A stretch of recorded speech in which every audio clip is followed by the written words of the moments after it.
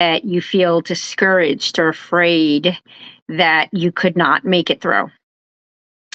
Well, let's jump into Joshua, which is the book we are starting today, chapters 1 through 3, where God commissions Joshua to take over and he gives them some instructions and commandments to follow.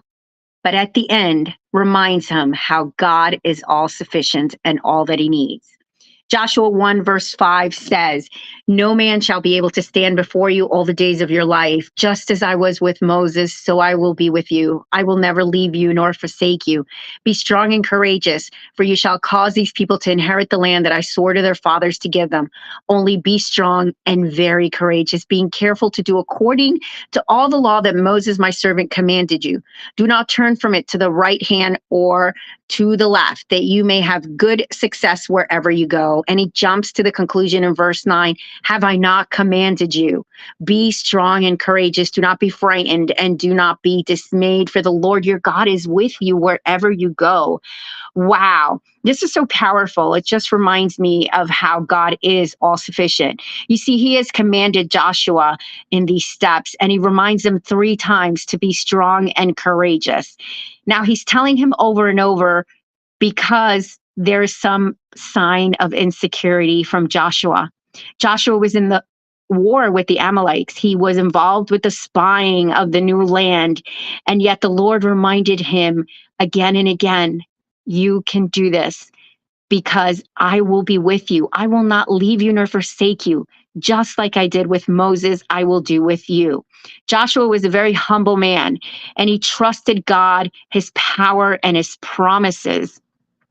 And he repeated to him more than once to just be strong, courageous.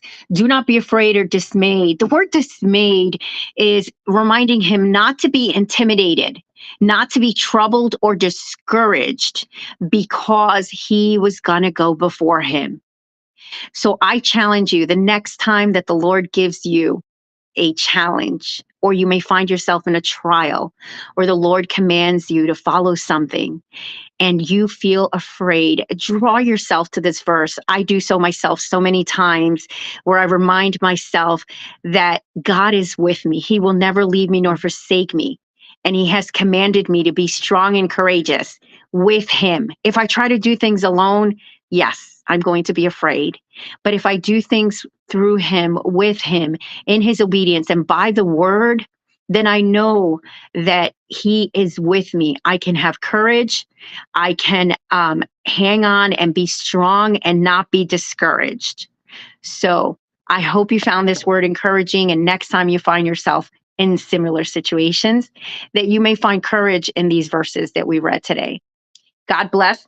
I give you back your Friday, and I pray we can see everyone on Sunday for service at 9:30. 9 o'clock, breakfast and fellowship at 10:30, and service at 11.